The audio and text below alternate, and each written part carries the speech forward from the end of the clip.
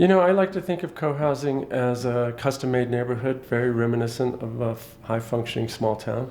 Co-housing is for people who see neighborhoods as an important component to their quality of life. You have your family, you have the city, the town, but you also have neighborhood where people know each other, care about each other, and support each other at some very basic level. Everybody has their own house. It's basically reminiscent of the neighborhoods that people used to know and love, built in the 1920s, are the heyday of neighborhood making in the USA, which has subsided entirely almost.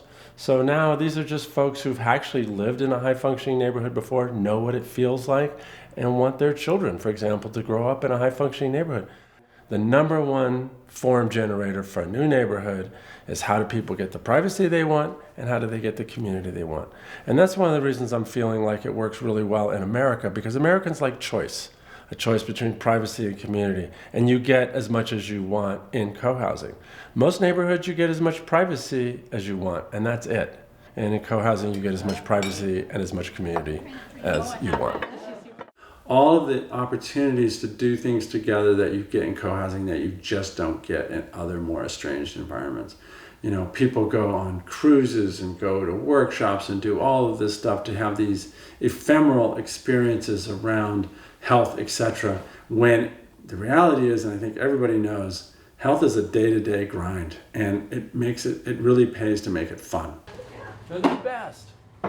Well, just my luck, they'll all be gone by next Wednesday. Hey, neighbors.